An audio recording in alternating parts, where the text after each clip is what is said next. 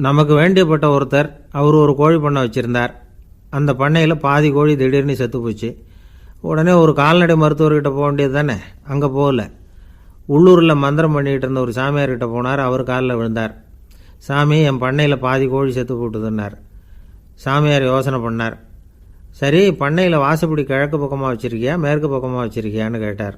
கிழக்கு பக்கமாக இருக்குன்னார் அவர். அதுதான் தப்பு, மேற்கு பக்கமாக அதை மாற்று சரியாக போடும்னாராம். அதே போல் இவர் போய் மாற்றிவிட்டார். அப்பவும் பாதி செத்து போச்சு. மறுபடியும் வந்து சொன்னார், சாமி மறுபடியும் பாதி கோழி செத்து போட்டுதேன்னார். சரி, கூரை எப்படி போட்டிருக்க, ஓடு போட்டிருக்கியா இல்லை கீத்து போட்டிருக்கியான்னார். ஓடு போட்டிருக்கேன்னாராம் அவர். அதுதான் தப்பு, கீத்து போட்டுரு சரியாக போடும்னாராம். சரின்னு போய் அதையும் மாற்றி பார்த்தார். மறுபடியும் போயிட்டது, கோழி செத்து போச்சு. வந்தார். மறுபடியும் பாதி செத்து போச்சு சாமின்னு வந்தார். இவரும் யோசனையை மாற்றி மாற்றி சொல்லிகிட்டே இருக்கிறார். இப்படி அவரும் மாற்றி மாற்றி பார்த்தார். 6வது தடவையாக அவரை தேடிட்டு வந்தார். அந்த சமயத்தில் இவர் ரொம்ப தீவிரமாக யோசனை பண்ணி பார்த்துட்டு, அது சரிப்பா, நீ என்கிட்ட சளைக்காமல் வந்துக்கிட்டு இருக்கிற, நானும் யோசனை சொல்லிகிட்டு இருக்கேன். இப்போவும் வந்து உங்ககிட்ட சொல்கிறதுக்கு என்கிட்ட யோசனை நிறையா இருக்குது. ஆனால் சோதிக்கிறதுக்கு உங்ககிட்ட கோழி இல்லையே, என்ன பண்ணுறது அப்படின்னாராம் இவர். ஒரு தெருவில் சில சிறுவர்கள் விளையாடிக்கிட்டு இருந்தாங்க. ஏதோ ஒரு உயரமான கல்லை நடுத்தெருவில் வச்சு அதை சுற்றி சுற்றி ஓடி வந்துக்கிட்டு இருக்கிறாங்க. அது என்ன விளையாட்டோ அவங்களுக்கு தான் தெரியும். கொஞ்ச நேரம் அப்படி விளையாடிக்கிட்டு இருந்தவங்க விளையாடி முடித்ததும் அந்த கல்லை நடுத்தெருவில் அப்படியே விட்டுட்டு அவங்கவுங்க வீட்டுக்கு ஓடி போயிட்டாங்க. அதுக்கப்புறம் அந்த வழியாக 2 பெண்கள் பேசிக்கிட்டே வந்தாங்க. பேச்சு சுவாரஸ்யத்தில் நடுத்தெருவில் இருந்த அந்த கல்லை கவனிக்கலை. காலில் இடிச்சுட்டுது, லேசாக ரத்தம் வந்துட்டுது, வலி தாங்கலை. காலில் இடிச்சுக்கிட்ட பொண்ணு திட்ட ஆரம்பிச்சுட்டுது.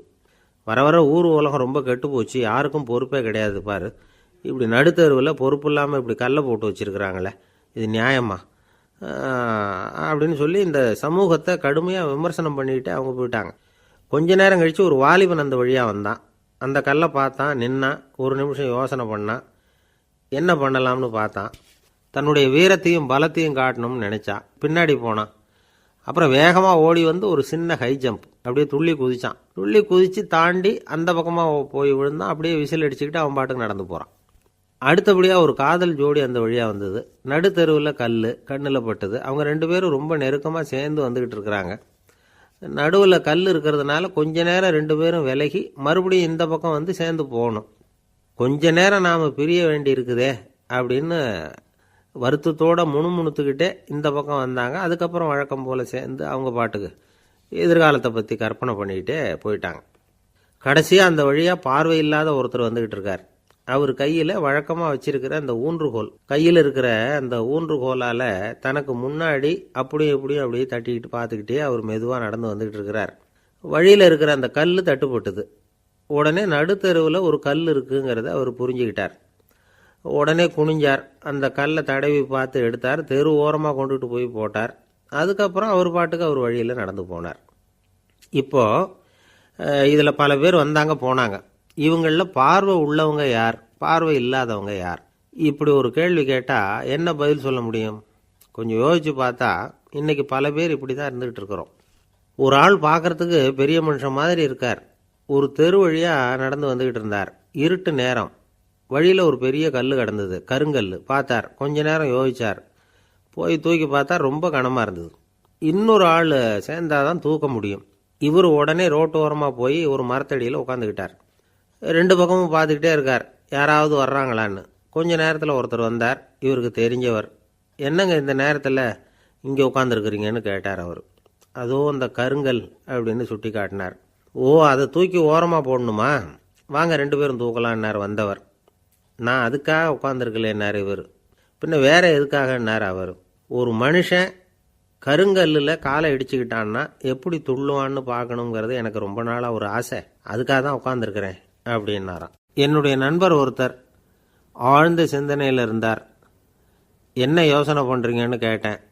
தலைவர் ஆகணும்னு பார்க்குறேன், அதுதான் என்ன வழின்னு யோசிச்சுக்கிட்டு இருக்கேன்னார். நான் கூட அது மாதிரி யோசித்து பார்த்தேன். அதுக்கப்புறம் அந்த யோசனையை கை விட்டுட்டேன் அப்படின்னோம். ஏன்னு கேட்டார். அதுக்கான தகுதிகள் நமக்கு இல்லைங்கிறது புரியுது. அது நமக்கு புரியறத விட நம்ம விட மற்றவங்களுக்கு நல்லா புரிஞ்சு போச்சு. அதனால் பேசாமல் கம்முன்னு இருந்துடுறது தான் நல்லது அப்படின்னோம். தலைவர் ஆகிறதுக்கு தகுதிகள் வேற உண்டோ அப்படின்னு கேட்டார். அவர் யதார்த்தமாக தான் கேட்குறார். நாங்கள் உடனே எங்ககிட்ட இருந்த ஒரு புஸ்தகத்தை எடுத்து அவர்கிட்ட கொடுத்தோம். படித்து பாருங்கன்னு. தலைவர் ஆகிறதுக்கு என்ன வழி அப்படிங்கிறத பற்றி அதில் போட்டிருக்கிறாங்க. முதல் வழி என்ன தெரியுமா? ஒரு 4 பேர் முன்னாடி இல்லைன்னா ஒரு கூட்டத்துக்கு முன்னாடி நீங்கள் பேச போகிறீங்க. அப்போ எப்படி ஆரம்பிக்கணும்னா, உண்மையான புகழ்ச்சி, நேர்மையான பாராட்டு, இதோடு ஆரம்பிக்கணும். எடுத்ததுமே அது சரியில்லை இது சரியில்லைன்னு பேசிகிட்டு இருக்கக்கூடாது. மக்களை பார்த்து நீங்கள் தான் தப்பு பண்ணிவிட்டீங்க அப்படின்னு நேரடியாக சொல்லக்கூடாது. தவறு இருந்தாலும் அதை மறைமுகமாக ஏதாவது கதை சொல்லி அதிலிருந்து அவங்க புரிஞ்சுக்கிற மாதிரி செய்யணும். அடுத்தவங்க பண்ண தப்பு என்னன்னு அலசறதுக்கு முன்னாடி நீங்கள் பண்ணின தப்பு என்னங்கிறத பற்றியே பேசுங்க. எதுக்கும் நேரடியாக உத்தரவு போட்டுக்கிட்டு இருக்கக்கூடாது. இதை நீங்கள் செய்யணும் அப்படின்னு சொல்கிறதுக்கு பதிலாக நீங்கள் இப்படி செஞ்சால் எப்படி இருக்கும் அப்படின்னு கேள்வி மாதிரி கேட்கணுமா. இப்படி கேட்டால் அது உத்தரவு மாதிரி தெரியாதான். அடுத்தவங்க மரியாதையை காப்பாற்றுறது மாதிரி பேசணுமா. உங்கள் பேச்சு இன்னொருத்தரை அவமானப்படுத்துறது மாதிரி இருக்கக்கூடாதான். ஏண்டா இவங்கிட்ட போய் மாட்டிக்கிட்டோம்னு யாரும் நினச்சிடக்கூடாது. ஒவ்வொரு சின்ன வளர்ச்சியையும் பாராட்டணும். வெற்றி சாதாரணமாக இருந்தாலும் பாராட்டாமல் இருந்துடக்கூடாது. பாராட்டும் பொழுது தாராளமாக இருக்கணும். குறை சொல்லும் பொழுது கவனமாக இருக்கணும். வாய்க்கு வந்தபடி பேசிவிட்டா அதுக்கப்புறம் வகையாக மாட்டிக்கிட்டு முழிக்க வேண்டியிருக்கும். நீங்கள் பேசுறது இன்னொருத்தருக்கு ஒரு கௌரவத்தையும் மரியாதையும் உண்டு பண்ணுறது மாதிரி இருக்கணும். நீங்கள் பேசுறது அடுத்தவங்களுக்கு இருக்கிற கொஞ்ச நெஞ்ச மரியாதையும் எடுத்து விடுறது மாதிரி இருக்கக்கூடாது. உங்கள் பேச்சை கேட்டால் கேட்குறவங்களுக்கு ஒரு ஊக்கம் வரணும், உற்சாகம் வரணும். தவறு எதுவாக இருந்தாலும் அதை சுலபமாக திருத்திக்கலாம், சரி பண்ணிக்கலாங்கிறது மாதிரி இருக்கணும் உங்கள் பேச்சு. அடுத்தவங்களை சந்தோஷப்படுத்துங்க. உங்கள் யோசனையை கேட்டு நடந்துக்கிறதுனால அந்த சந்தோஷம் அவங்களுக்கு கிடைக்கணும். இந்த தகுதியெல்லாம் உங்ககிட்ட இருந்தால் நீங்கள் ஒரு சிறந்த தலைவராகலாம் அப்படின்னு அந்த புஸ்தகத்தில் போட்டிருக்குது. இந்த காலத்தில் தலைவர் ஆகிறதுக்கு வேறு சில தகுதிகள்லாம் கூட தேவைப்படுது. ஒரு புள்ள தன்னுடைய அப்பா கிட்ட, அப்பா உன்ன மாதிரியே நானும் அரசியலில் சேரணும், தலைவர் ஆகணும்னு ஆசைப்படுறேன், இன்னையிலேருந்து எனக்கு அரசியல் பாடம் கற்றுக் கொடு அப்படின்னு கேட்டிருக்கான். அவரும் சரின்னு சொல்லிவிட்டு ஒரு பெரிய ஏணியை எடுத்துகிட்டு வந்தாராம். ஒரு செவுத்தில் சாத்தினார். இந்த ஏணியில் ஏறி உயர போய் அங்கே பரன் மேலே இருக்கிற ஒரு புத்தகத்தை எடுத்துகிட்டு வாடான் இருக்கார். மகனை பார்த்து, அப்பா ஏணி ரொம்ப உயரமாக இருக்குது, நீ ஜாக்கிரதையாக இதை பிடிச்சிக்கோ, நான் ஏறி போகிறேன் அப்படின்னு நான் பையன். பயப்படாத, நான் பார்த்துக்கிறேன்னார் அப்பா. பையன் ஏணியில் ஏறினா உச்சிக்கு போனதும் அப்பா கையை எடுத்துட்டார். ஏணி அப்படியே சரிஞ்சுட்டுது. பையன் பொத்துன்னு கீழே விழுந்துட்டான். இடுப்பை பிடிச்சிக்கிட்டே எழுந்திரிச்சான். என்னப்பா இது, இப்படி என்னை ஏற விட்டுட்டு கையை விட்டுட்டியே, இப்படி கைவிடலாமா அப்படின்னு கத்தியிருக்கான். அப்பா நிதானமாக சொன்னாராம், அவசரப்படாதேப்பா, அரசியலில் இதுதான் முதல் பாடம், பெத்த அப்பனாக இருந்தாலும் அவனை நம்பாதே அப்படின்னு உபதேசம் பண்ண ஆரம்பிச்சாராம். அன்பாக இருக்கணும்னு அநேக பெரியவங்க சொல்லியிருக்கிறாங்க. நாமளும் அதை கேட்டுட்டு அன்பு காட்டுறதுக்கு தயாராக தான் இருக்கிறோம். அதை வாங்கிறதுக்கு தான் ஆளை காணும். இருந்தாலும் அன்புல எத்தனையோ வகை உண்டு. அதை சரியாக புரிஞ்சுக்கிட்டு அதுக்கப்புறம் அன்பு காட்ட ஆரம்பிக்கணும். வகையை புரிஞ்சிக்காமல் அன்பு காட்டினா வம்புல மாட்டிக்க வேண்டியது தான். அன்புன்னா சாதாரணமாக நினச்சி விடாதீங்க. அதில் எவ்வளவு விதம் தெரியுமா? இரக்கம், கருணை, காருண்யம், பந்துத்துவம், பட்சம், பாசம், நேசம், விசுவாசம், அபிமானம், காதல், பக்தி, இப்படி பல விதமாக அதை பற்றி சொல்லி வச்சிருக்கிறாங்க பெரியவங்க. இந்த வார்த்தைகள்லாம் நாம் கேள்விப்பட்டது தான். இருந்தாலும் அதுகளுக்குள்ள என்ன வித்தியாசம்னு கேட்டால் சரியாக சொல்ல தெரியாது. அதனால் இந்த வார்த்தைகளுக்கெல்லாம் பெரியவங்க என்ன விளக்கம் சொல்கிறாங்கன்னு இப்போ பார்க்கலாம். எளியவர்கள் மேலே செலுத்துகிற அன்பு இருக்கு பாருங்க, அதுக்கு இரக்கம்னு பேர்.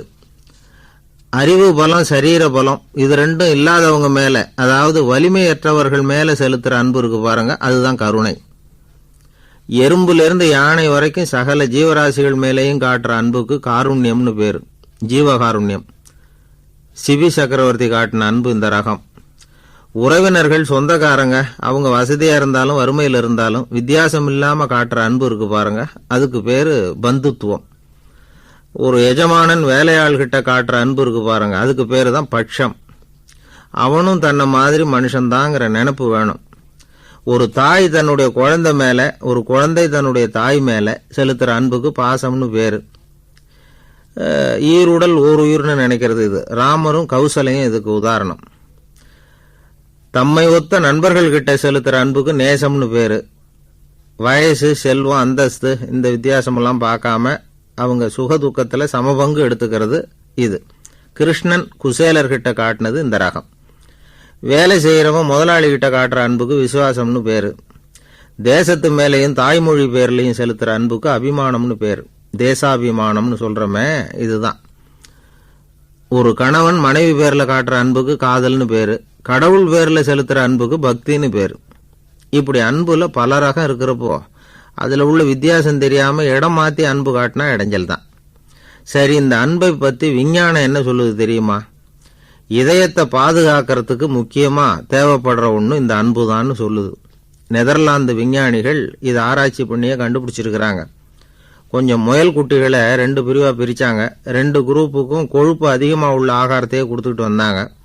ஆனா ஒரு குரூப்புக்கு வெறுமன ஆகாரத்தை கொடுத்ததோட சரி, இன்னொரு குரூப் முயல்களுக்கு ஆகாரம் கொடுத்ததோட நிறுத்திக்கல.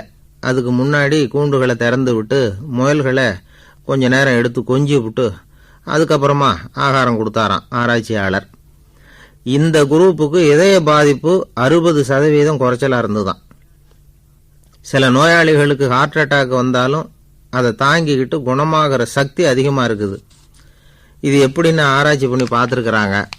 அவங்கெல்லாம் மனைவி தன் பேர்ல ரொம்ப அன்பா இருக்கிறதாக நினைக்கிறவங்களா இருக்கிறாங்களாம். இதய நோயாளிகள் பல பேரை சந்திச்சு இதய நோய் ஏற்பட என்ன காரணம்னு கேட்டிருக்கிறாங்க. அவங்க சொன்ன காரணம்லாம் சாப்பாடு சம்பந்தமா இல்லையா, மனைவி அன்பா இல்ல, இப்படிப்பட்ட காரணத்தை தான் சொல்றாங்களாம். அதனால இதயத்தை பாதுகாக்கணும்னு நினைக்கிறவங்க அடுத்தவங்க அன்பா இருக்கிறது மாதிரி பார்த்துக்குங்க, அதுதான் முக்கியம். ஒருத்தர் முகம் பூரா பிளாஸ்டரி போட்டுக்கிட்டு வந்தார்.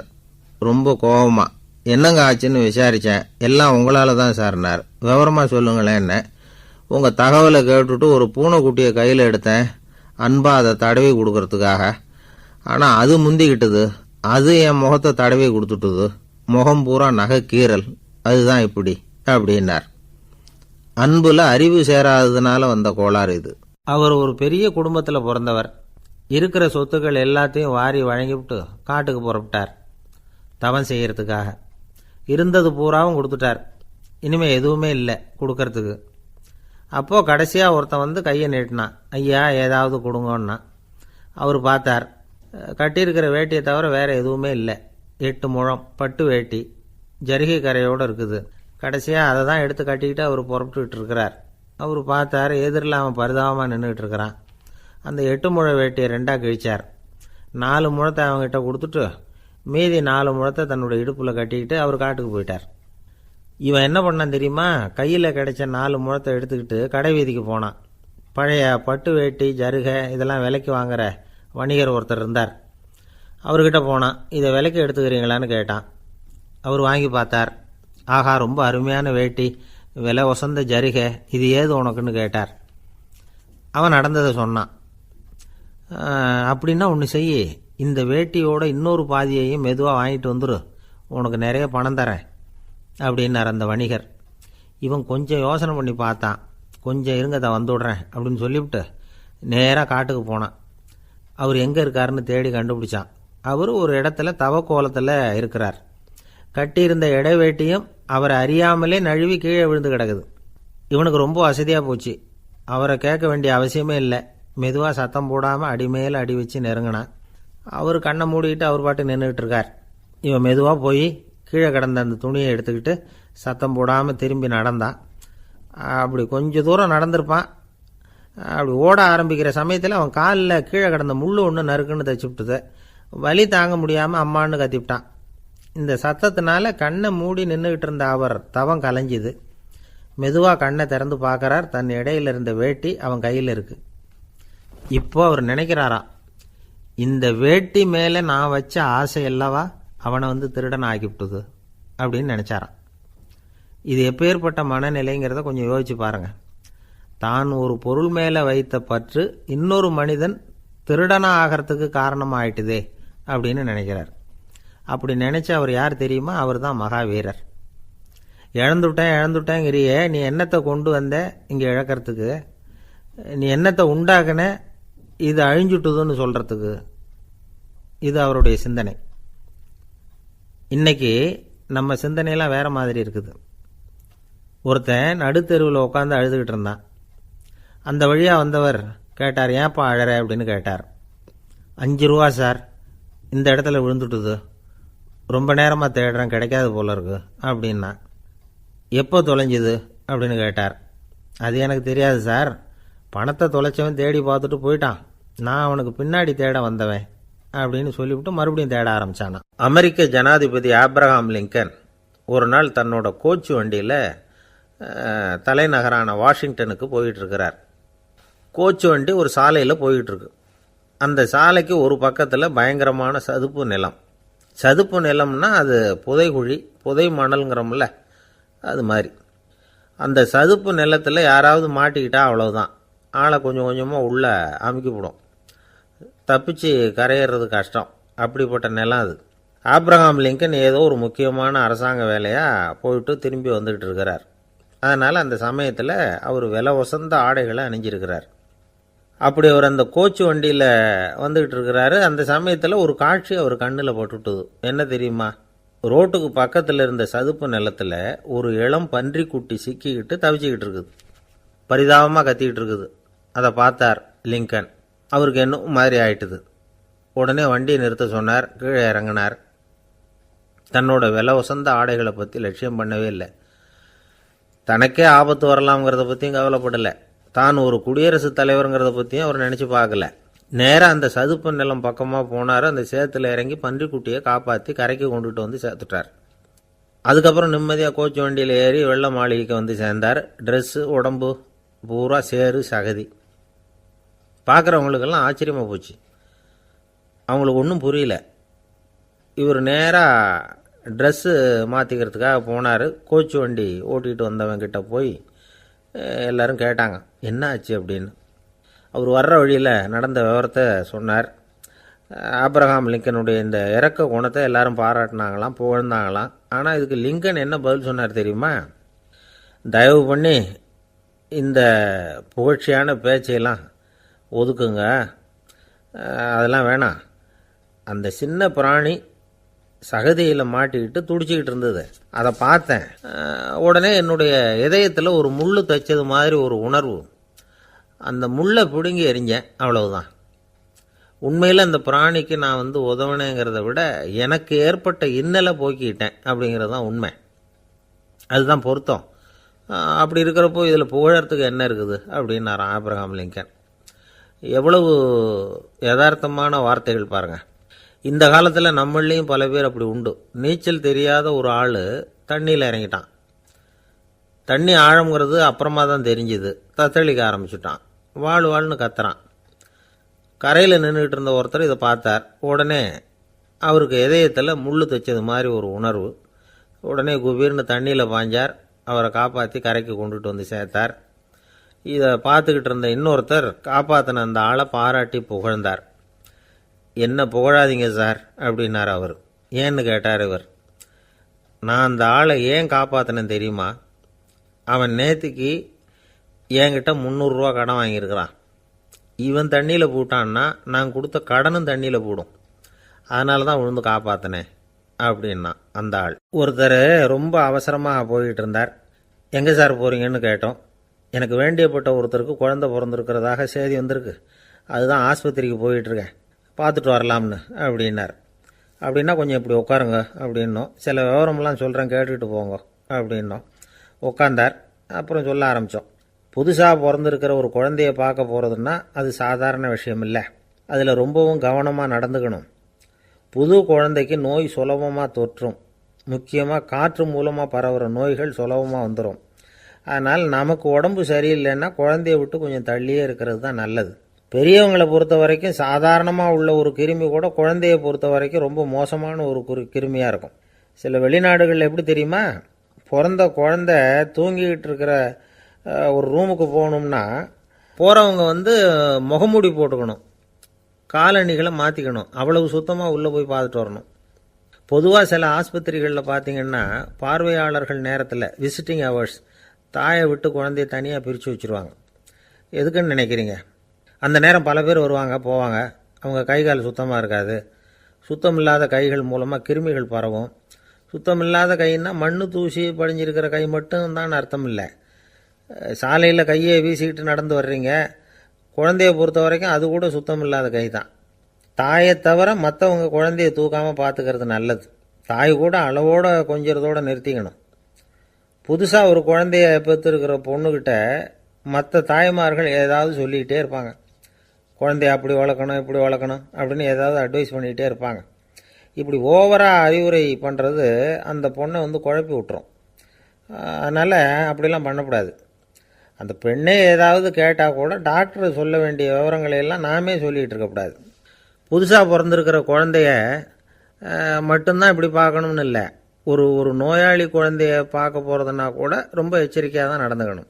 ஒரு தின்பண்டமோ விளையாட்டு சாமானோ அந்த குழந்தைக்கு நாம் வாங்கிட்டு போகிறதா வச்சுக்குவோம். அதை நேராக கொண்டுகிட்டு போய் அந்த குழந்தைகிட்டே கொடுக்கக்கூடாது. அதோட அப்பா அம்மா கிட்ட ரகசியமாக கொடுக்கலாம். அவங்க முடிவு பண்ணட்டும் குழந்தைகிட்ட அதை கொடுக்கலாமா வேண்டாமாங்கிறத. அவங்களுக்கு தான் தெரியும் அதோட மனசும் உடம்பும். உங்கள் அக்கறையை காட்டுறதா நினச்சிக்கிட்டு குழந்தை வாயில் எதையும் கொண்டுட்டு போய் போடாதீங்க. போகிறப்போ உங்கள் வீட்டு குழந்தையும் அழைச்சிட்டு போகாதீங்க. இது நோயை வாங்கிட்டு வந்துடும், அல்லது புதுசாக ஒரு நோயை அதுக்கிட்ட கொடுத்துட்டு வந்துடும். என்னதான் உங்களுக்கு பழக்கமான குழந்தையாக இருந்தால் கூட அதுக்கு விருப்பம் இல்லைன்னா பேசக்கூடாது. அங்கே போய் அவங்க பள்ளிக்கூடத்தை ஞாபகப்படுத்திகிட்டு இருக்கக்கூடாது. நோயில் இருக்கிறப்ப ஸ்கூலை பற்றி பேச அது விரும்பாது. ஆஸ்பத்திரியை விட்டு வெளியில் புறப்படுறப்போ குழந்தைகிட்ட சொல்லணும்னு அவசியம் இல்லை. அதோட அப்பா அம்மா கிட்ட சொல்லிவிட்டு புறப்பட்டா போதும். குழந்தை கோபிச்சிக்காது. சமூக சம்பிரதாயத்தை பற்றி அது கவலைப்படுறதில்லை. இப்படி எல்லா விவரமும் நம்ம எதிரில் உட்காந்துருந்தவங்க கிட்ட சொல்லி முடித்தோம். ரொம்ப நன்றி சார் அப்படின்னு சொல்லிவிட்டு அவர் புறப்பட்டார். குழந்தைங்க கொஞ்சம் வளர்கிற வரைக்கும் தான் நாம் எச்சரிக்கையாக இருக்கணும்னு இல்லை, வளர்ந்த பிறகு இன்னும் எச்சரிக்கையாக இருக்கணும். ஒரு பையன் பள்ளிக்கூடத்துலேருந்து திரும்பி வீட்டுக்கு வந்தான். முகம் பூரா நகத்தால் கீறி இருந்தது. அப்பா பார்த்து பயந்துட்டார். யாருடா உன்னை இப்படி பண்ணது அப்படின்னார். என் கூட படிக்கிற இன்னொரு பையன்னா. நாளைக்கு உன் கூட பள்ளிக்கூடத்துக்கு வர்றேன், நீ எனக்கு அவனை அடையாளம் காட்ட முடியுமான்னார். அது ரொம்ப சுலபம் நான் பையன். எப்படின்னார் அப்பா. அவன் காதில் ஒன்று கையோடு எடுத்துகிட்டு வந்திருக்கிறேன், இதோ என் பையில் தான் வச்சுருக்கேன் அப்படிங்கிறான் அந்த பையன். ஒருத்தர் இருக்கார், நல்ல உத்தியோகத்தில் தான் இருக்கிறார். ஆனால் எப்போ பார்த்தாலும் முகத்தை வெறுப்பாக வச்சுருப்பார். அப்படியே வருவார் போவார். ஏன் சார் இப்படி இருக்கிறீங்க அப்படின்னு விசாரித்தோம். ஏன்டா இந்த வேலைக்கு வந்தோம்னு இருக்குது சார் அப்படின்னார். உங்கள் வேலை உங்களுக்கு பிடிக்கலையா அப்படின்னு கேட்டோம். இல்லைன்னார். இப்படிப்பட்டவங்க வெற்றிகரமான வாழ்க்கை வாழ முடியாது. இது நிபுணர்கள் கருத்து. வேலையை நேசிக்க தெரிந்தவர்கள் வெற்றி பெறுவார்கள் அப்படிங்கிறாங்க அவங்க. எந்த துறையாக இருந்தாலும் சரி, அந்த துறையில் வெற்றிகரமாக இருக்கிறவங்கள விசாரித்து பாருங்கள்.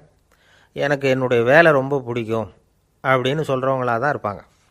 அப்படி இருந்தால் தான் அது வெற்றிகரமாக இருக்க முடியுது அவங்களால. ஒருத்தனுக்கு பிடித்தமான பொழுதுபோக்கே அவனுடைய தொழிலாக இருந்துட்டுதுன்னா அவனை மாதிரி கொடுத்து வச்சவன் வேறு யாரும் இல்லை அப்படிங்கிறார் பெர்னாட் ஷா.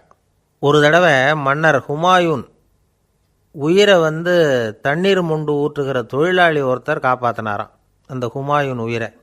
உடனே மன்னர் கேட்டிருக்கார், உனக்கு என்ன வேணும்னாலும் கேளு தரேன், உயர் பதவி வேணுமா அப்படின்னு கேட்டாராம். மன்னா, மக்களின் தாகம் தீர்க்கக்கூடிய இந்த பணியை விட உயர்ந்தது உண்டா அப்படின்னாராம் அந்த தொழிலாளி.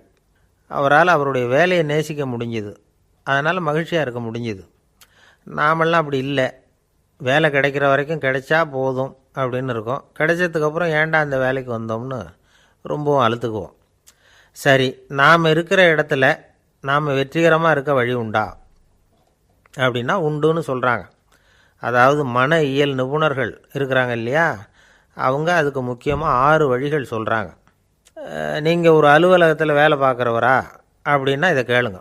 அதாவது உங்கள் மேலதிகாரி எதிர்பார்ப்புக்கு தகுந்த மாதிரி உங்கள் வேலை இருக்குதா? அப்படி இல்லைன்னா முதல்ல உங்கள் வேலையின் தரம் உயரணும். உங்களுக்கு மேலே கீழே வேலை பார்க்குற பணியாளர்கள்கிட்ட நல்ல விதமாக பழகிறீங்களா?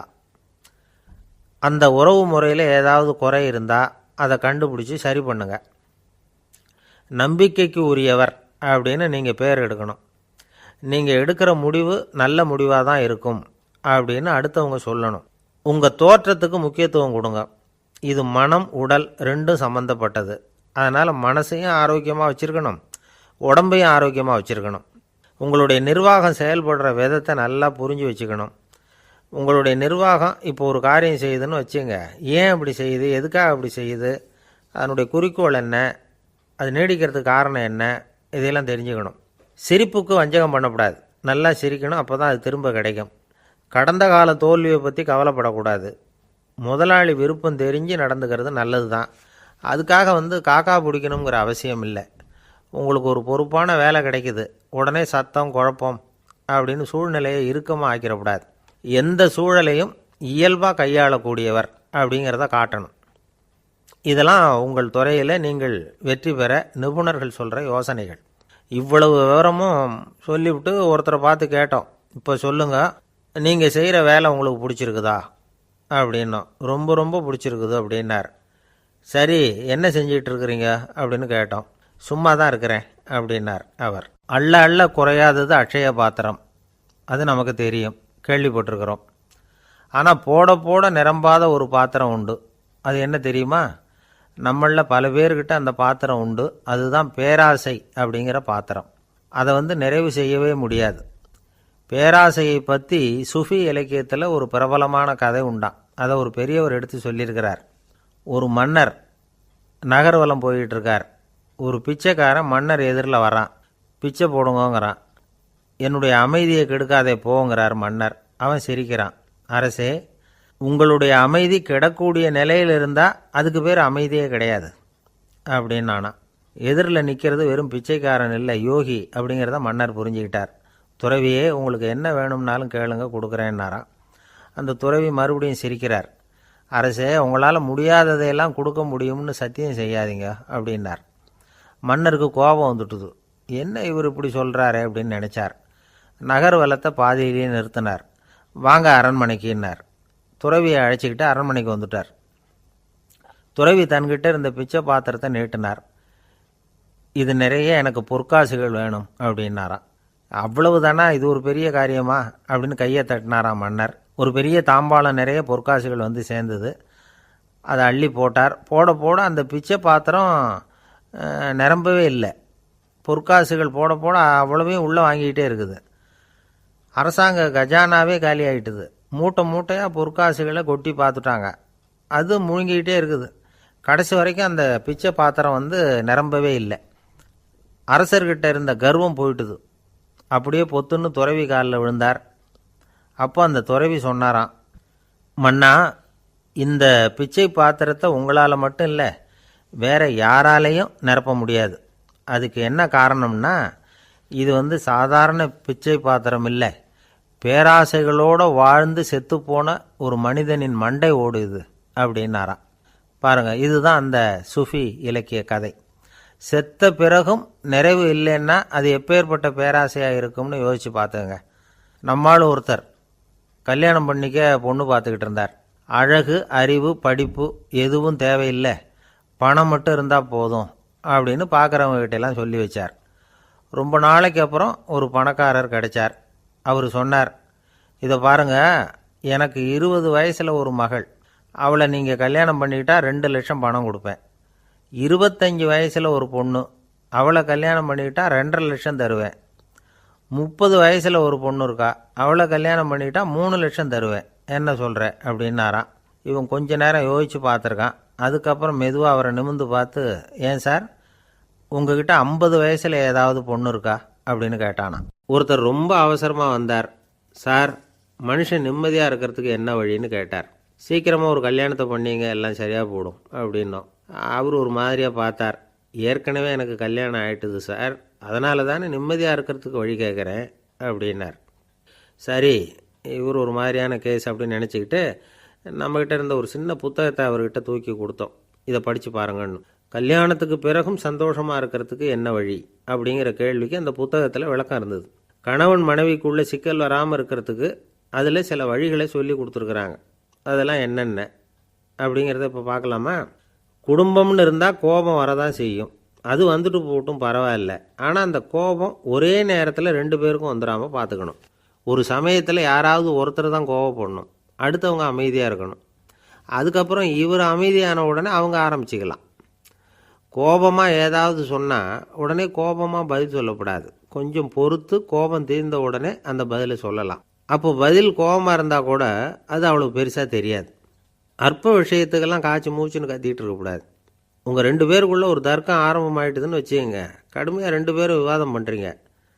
உங்களில் ஒருத்தர் இதில் ஜெயிக்கணும்னா அது நீங்களாக இருக்க வேணாம், அடுத்தவங்க ஜெயிக்கிறதுக்கு நீங்கள் துணையாக இருங்களேன். அப்படின்னா நீங்கள் கொஞ்சம் விட்டு கொடுக்கணும், அவ்வளவுதான்.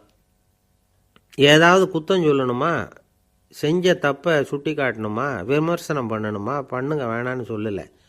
ஆனால் சொன்னதை அப்படி சொல்கிறத கொஞ்சம் அன்பாக இதமாக சொல்லுங்கள். எப்போ நடந்த தவறுகளையெல்லாம் இப்போ போய் மறுபடியும் ஞாபகப்படுத்திகிட்டு இருக்க வேண்டாம். நான் அப்போவே சொன்னேன் இந்த புடவை வேணாம்னு, நீங்கள் தான் கேட்கல, இப்போ பாருங்கள் கிழிஞ்சு போச்சு இப்படின்னு கத்துனாங்க ஒரு அம்மா. எப்போ சொன்னீங்கன்னு கேட்டால் ஒரு 10 வருஷத்துக்கு முன்னாடி தீபாவளி சமயத்தில் அப்படிங்கிறாங்க. அது என்ன இன்னும் அப்படியே புதுசாகவே இருக்கும்? உங்களுக்கு அவர் தான் பெருசு, அவருக்கு நீங்கள் தான் பெருசு. அதை விட இந்த உலகத்தில் வேறு எதுவும் முக்கியம் இல்லைன்னு நினைக்கணும். நீ தான் என்னுடைய உலகம்னு எத்தனை தடவை சொல்லியிருப்பீங்க? அதெல்லாம் வெறும் வசனமாக போயிடக்கூடாது. ஏதாவது ஒரு பிரச்சனையை பற்றி கடுமையாக விவாதம் பண்ணிக்கிட்டு இருக்கீங்க, அதை அப்படியே பாதியில் விட்டுட்டு படுக்கைக்கு போயிடக்கூடாது. சொச்சத்தை நாளைக்கு பேசிக்கலாம்னு. அப்படி போனால் தூக்கம் வராது. பிரச்சனையை ஒரு முடிவு பண்ணிக்கிட்டு அதுக்கப்புறமா தூங்க போகணும். ஒரு நாளில் ஒரு தடவையாவது உங்கள் ஜோடியை பாராட்டி நல்ல விதமாக கனிவாக ஒரு வார்த்தை சொல்லணும் அப்படின்னு தீர்மானம் பண்ணிங்க. ஏதாவது தப்பு பண்ணிவிட்டீங்கன்னா பரவாயில்ல, அதை ஒத்துக்கிறதுக்கும் மன்னிப்பு கேட்கறதுக்கும் தயாராக இருக்கணும். அது ஒன்றும் கேவலம் கிடையாது.